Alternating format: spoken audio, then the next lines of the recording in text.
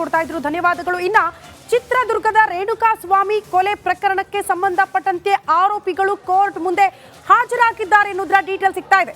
Exactly ಪ್ರತಿ ಕ್ಷಣದ ಮಾಹಿತಿಯನ್ನ ನಿಮ್ಮ ಮುಂದೆ ಇಡ್ತಾ ಇದ್ವಿ. ರೇಣುಕಾ ಸ್ವಾಮಿ ಕೊಲೆ ಕೇಸ್ಗೆ ಸಂಬಂಧಪಟ್ಟಂತೆ ಈ ದರ್ಶನ್ ಮತ್ತು ಪವಿತ್ರ ಗೌಡ ಮುಖಾಮುಖಿ ಆಗೋದಕ್ಕೆ ಮುಹೂರ್ತ ಅಂತ ಇದೇ ಮುಹೂರ್ತ, ಬಟ್ ದರ್ಶನ್ ಬಂದಿಲ್ಲ, ಇದು ಬಹಳ ಸ್ಪಷ್ಟ.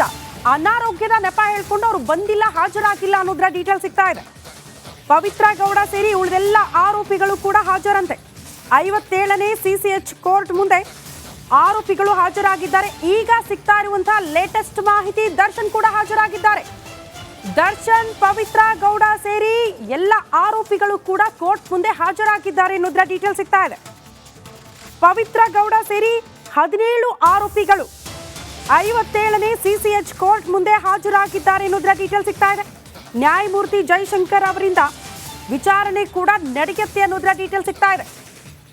ರೆಗ್ಯುಲರ್ ಬೇಲ್ ಸಿಕ್ಕ ಬಳಿಕ ಒಂದಷ್ಟು ಪ್ರೋಸೆಸ್ಗಳು ಇದ್ದೇ ಇರುತ್ತೆ, ಹಾಜರಾಗಲೇಬೇಕು ಅನ್ನುವಂತಹ ಆದೇಶ ಇತ್ತು, ಸೂಚನೆ ಇತ್ತು. ಅದರಂತೆ 17 ಆರೋಪಿಗಳು ಕೂಡ ಈಗ ಕೋರ್ಟ್ ಮುಂದೆ ನ್ಯಾಯಾಧೀಶರ ಮುಂದೆ ಹಾಜರಾಗಿದ್ದಾರೆ ಅನ್ನೋದರ ಡೀಟೇಲ್ ಸಿಗ್ತಾ ಇದೆ. ಈ ಬಗ್ಗೆ ಮತ್ತಷ್ಟು ಡೀಟೇಲ್ಸ್ ಅನ್ನ ಕೊಡ್ತಾ ಹೋಗ್ತಾರೆ ನಮ್ಮ ಪ್ರತಿನಿಧಿ ಧ್ರುವ, ದೂರವಾಣಿ ಸಂಪರ್ಕದಲ್ಲಿ. ಧ್ರುವ, ಇವತ್ತೇನ್ ಬೆಳವಣಿಗೆ ನಿರೀಕ್ಷೆ ಮಾಡಬಹುದು?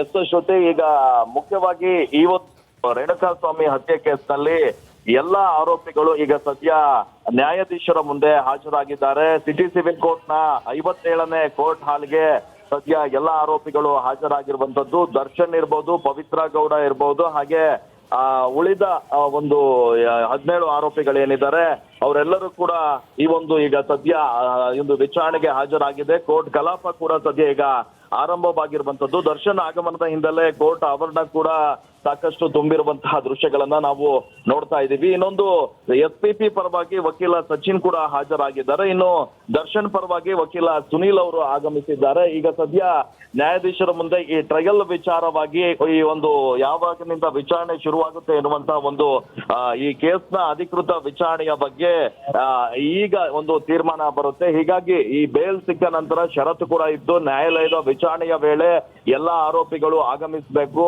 ಎಲ್ಲರೂ ಕೂಡ ಕಡ್ಡಾಯವಾಗಿ ಹಾಜರಾತಿಯನ್ನ ಮಾಡಬೇಕು. ಒಂದ್ ವೇಳೆ ಯಾರು ಬಂದಿಲ್ಲ ಅಂತ ಹೇಳಿದ್ರೆ ಸೂಕ್ತ ಕಾರಣವನ್ನ ನೀಡಬೇಕು, ಕಾರಣ ಸರಿ ಇಲ್ಲ ಅಂತ ಹೇಳಿದ್ರೆ ಬೇಲ್ ಕ್ಯಾನ್ಸಲ್ ಆಗುವಂತ ಚಾನ್ಸಸ್ ಕೂಡ ಇತ್ತು. ಹೀಗಾಗಿ ಎಲ್ಲ ಆರೋಪಿಗಳು ಸದ್ಯ ಈಗ ಕೋರ್ಟ್ ಹಾಲ್ಗೆ ಹಾಜರಾಗಿದ್ದಾರೆ.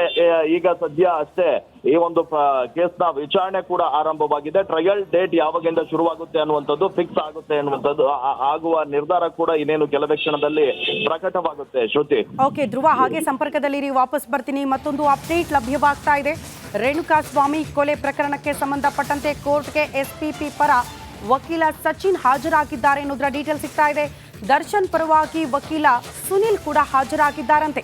ಕಿಕ್ಕಿರಿದು ತುಂಬಿದ್ದಾರೆ ಜನ 57ನೇ CCH ಕೋರ್ಟ್ ಆವರಣದಲ್ಲಿ. ಕಾರಣ ದರ್ಶನ್ ಬಂದ್ರು ಅನ್ನೋ ಕಾರಣಕ್ಕೆ ದರ್ಶನ್, ಪವಿತ್ರ ಗೌಡ ಸೇರಿ ಒಟ್ಟು 17 ಆರೋಪಿಗಳು ಕೂಡ ನ್ಯಾಯಾಧೀಶರ ಮುಂದೆ ಹಾಜರಾಗಿದ್ದಾರೆ. SPP ಪರ ವಕೀಲರು, ಮತ್ತೊಂದು ಕಡೆ ದರ್ಶನ್ ಪರ ವಕೀಲ ಸುನೀಲ್ ಅವರು ಕೂಡ ಹಾಜರಾಗಿದ್ದಾರೆ ಎನ್ನುವುದರ ಡೀಟೇಲ್ ಸಿಗ್ತಾ ಇದೆ.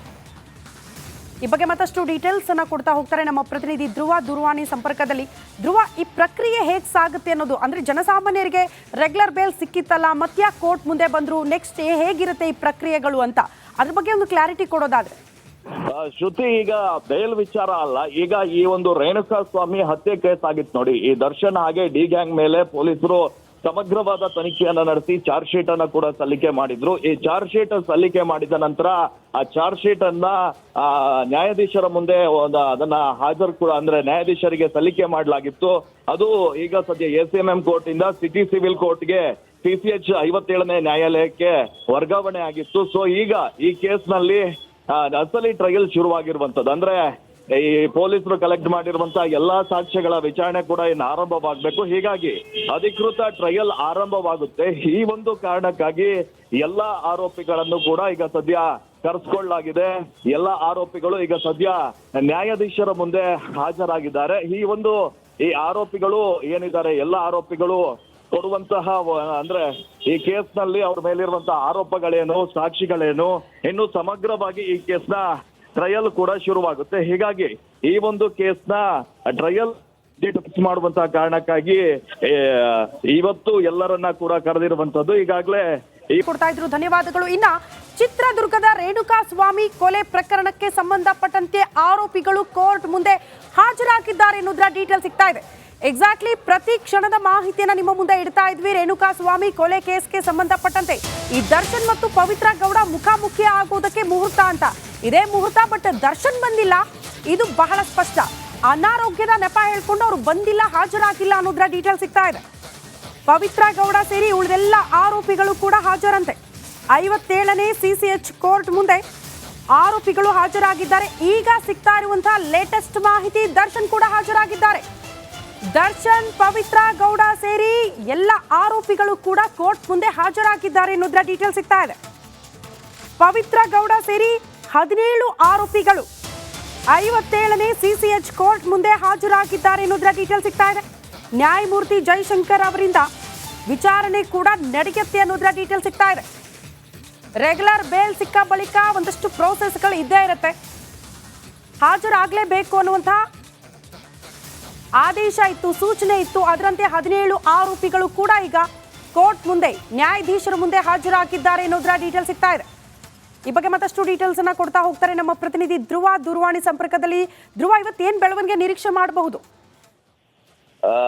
ಎಸ್ ಶ್ರುತಿ, ಈಗ ಮುಖ್ಯವಾಗಿ ಇವತ್ತು ರೇಣುಕಾ ಸ್ವಾಮಿ ಹತ್ಯೆ ಕೇಸ್ನಲ್ಲಿ ಎಲ್ಲ ಆರೋಪಿಗಳು ಈಗ ಸದ್ಯ ನ್ಯಾಯಾಧೀಶರ ಮುಂದೆ ಹಾಜರಾಗಿದ್ದಾರೆ. ಸಿಟಿ ಸಿವಿಲ್ ಕೋರ್ಟ್ ನ 57ನೇ ಕೋರ್ಟ್ ಹಾಲ್ಗೆ ಸದ್ಯ ಎಲ್ಲ ಆರೋಪಿಗಳು ಹಾಜರಾಗಿರುವಂತದ್ದು. ದರ್ಶನ್ ಇರ್ಬೋದು, ಪವಿತ್ರ ಗೌಡ ಇರ್ಬೋದು, ಹಾಗೆ ಉಳಿದ ಒಂದು 17 ಆರೋಪಿಗಳೇನಿದ್ದಾರೆ ಅವರೆಲ್ಲರೂ ಕೂಡ ಈ ಒಂದು ಈಗ ಸದ್ಯ ಒಂದು ವಿಚಾರಣೆಗೆ ಹಾಜರಾಗಿದೆ. ಕೋರ್ಟ್ ಕಲಾಪ ಕೂಡ ಸದ್ಯ ಈಗ ಆರಂಭವಾಗಿರುವಂತದ್ದು. ದರ್ಶನ್ ಆಗಮನದ ಹಿನ್ನೆಲೆ ಕೋರ್ಟ್ ಆವರಣ ಕೂಡ ಸಾಕಷ್ಟು ತುಂಬಿರುವಂತಹ ದೃಶ್ಯಗಳನ್ನ ನಾವು ನೋಡ್ತಾ ಇದ್ದೀವಿ. ಇನ್ನೊಂದು SPP ಪರವಾಗಿ ವಕೀಲ ಸಚಿನ್ ಕೂಡ ಹಾಜರಾಗಿದ್ದಾರೆ. ಇನ್ನು ದರ್ಶನ್ ಪರವಾಗಿ ವಕೀಲ ಸುನೀಲ್ ಅವರು ಆಗಮಿಸಿದ್ದಾರೆ. ಈಗ ಸದ್ಯ ನ್ಯಾಯಾಧೀಶರ ಮುಂದೆ ಈ ಟ್ರಯಲ್ ವಿಚಾರವಾಗಿ ಈ ಒಂದು ಯಾವಾಗಿನಿಂದ ವಿಚಾರಣೆ ಶುರುವಾಗುತ್ತೆ ಎನ್ನುವಂತಹ ಒಂದು ಈ ಕೇಸ್ನ ಅಧಿಕೃತ ವಿಚಾರಣೆಯ ಬಗ್ಗೆ ಈಗ ಒಂದು ತೀರ್ಮಾನ ಬರುತ್ತೆ. ಹೀಗಾಗಿ ಈ ಬೇಲ್ ಸಿಕ್ಕ ನಂತರ ಷರತ್ತು ಕೂಡ ಇದ್ದು ನ್ಯಾಯಾಲಯದ ವಿಚಾರಣೆಯ ವೇಳೆ ಎಲ್ಲ ಆರೋಪಿಗಳು ಆಗಮಿಸಬೇಕು,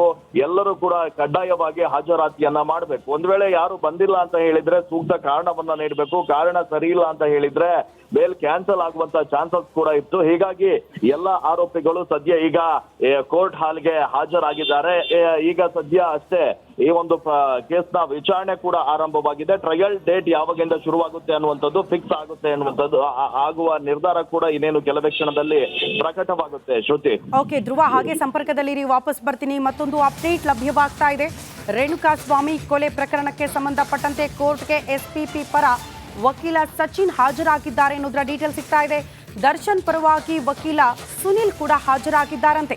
ಕಿಕ್ಕಿರಿದು ತುಂಬಿದ್ದಾರೆ ಜನ 57ನೇ CCH ಕೋರ್ಟ್ ಆವರಣದಲ್ಲಿ. ಕಾರಣ ದರ್ಶನ್ ಬಂದ್ರು ಅನ್ನೋ ಕಾರಣಕ್ಕೆ ದರ್ಶನ್, ಪವಿತ್ರ ಗೌಡ ಸೇರಿ ಒಟ್ಟು 17 ಆರೋಪಿಗಳು ಕೂಡ ನ್ಯಾಯಾಧೀಶರ ಮುಂದೆ ಹಾಜರಾಗಿದ್ದಾರೆ. SPP ಪರ ವಕೀಲರು, ಮತ್ತೊಂದು ಕಡೆ ದರ್ಶನ್ ಪರ ವಕೀಲ ಸುನಿಲ್ ಅವರು ಕೂಡ ಹಾಜರಾಗಿದ್ದಾರೆ ಅನ್ನೋದ್ರ ಡೀಟೇಲ್ ಸಿಗ್ತಾ ಇದೆ. ಈ ಬಗ್ಗೆ ಮತ್ತಷ್ಟು ಡೀಟೇಲ್ಸ್ ಅನ್ನ ಕೊಡ್ತಾ ಹೋಗ್ತಾರೆ ನಮ್ಮ ಪ್ರತಿನಿಧಿ ಧ್ರುವ ದೂರವಾಣಿ ಸಂಪರ್ಕದಲ್ಲಿ. ಧ್ರುವ, ಈ ಪ್ರಕ್ರಿಯೆ ಹೇಗೆ ಸಾಗುತ್ತೆ ಅನ್ನೋದು, ಅಂದ್ರೆ ಜನಸಾಮಾನ್ಯರಿಗೆ ರೆಗ್ಯುಲರ್ ಬೇಲ್ ಸಿಕ್ಕಿತ್ತಲ್ಲ, ಮತ್ತೆ ಕೋರ್ಟ್ ಮುಂದೆ ಬಂದ್ರು, ನೆಕ್ಸ್ಟ್ ಹೇಗಿರುತ್ತೆ ಈ ಪ್ರಕ್ರಿಯೆಗಳು ಅಂತ ಅದ್ರ ಬಗ್ಗೆ ಒಂದು ಕ್ಲಾರಿಟಿ ಕೊಡೋದಾದ್ರೆ. ಶ್ರುತಿ, ಈಗ ಬೇಲ್ ವಿಚಾರ ಅಲ್ಲ, ಈಗ ಈ ಒಂದು ರೇಣುಕಾ ಸ್ವಾಮಿ ಹತ್ಯೆ ಕೇಸ್ ಆಗಿತ್ತು ನೋಡಿ. ಈ ದರ್ಶನ್ ಹಾಗೆ ಡಿ ಗ್ಯಾಂಗ್ ಮೇಲೆ ಪೊಲೀಸರು ಸಮಗ್ರವಾದ ತನಿಖೆಯನ್ನ ನಡೆಸಿ ಚಾರ್ಜ್ ಶೀಟ್ ಅನ್ನ ಕೂಡ ಸಲ್ಲಿಕೆ ಮಾಡಿದ್ರು. ಈ ಚಾರ್ಜ್ ಶೀಟ್ ಸಲ್ಲಿಕೆ ಮಾಡಿದ ನಂತರ ಆ ಚಾರ್ಜ್ ಶೀಟ್ ಅನ್ನ ನ್ಯಾಯಾಧೀಶರ ಮುಂದೆ ಅದನ್ನ ಹಾಜರು ಕೂಡ ಅಂದ್ರೆ ನ್ಯಾಯಾಧೀಶರಿಗೆ ಸಲ್ಲಿಕೆ ಮಾಡಲಾಗಿತ್ತು. ಅದು ಈಗ ಸದ್ಯ ACMM ಕೋರ್ಟ್ ಇಂದ ಸಿಟಿ ಸಿವಿಲ್ ಕೋರ್ಟ್ಗೆ CCH 57ನೇ ನ್ಯಾಯಾಲಯಕ್ಕೆ ವರ್ಗಾವಣೆ ಆಗಿತ್ತು. ಸೊ ಈಗ ಈ ಕೇಸ್ನಲ್ಲಿ ಅಸಲಿ ಟ್ರಯಲ್ ಶುರುವಾಗಿರುವಂತದ್ದು. ಅಂದ್ರೆ ಈ ಪೊಲೀಸರು ಕಲೆಕ್ಟ್ ಮಾಡಿರುವಂತಹ ಎಲ್ಲಾ ಸಾಕ್ಷ್ಯಗಳ ವಿಚಾರಣೆ ಕೂಡ ಇನ್ನು ಆರಂಭವಾಗಬೇಕು. ಹೀಗಾಗಿ ಅಧಿಕೃತ ಟ್ರಯಲ್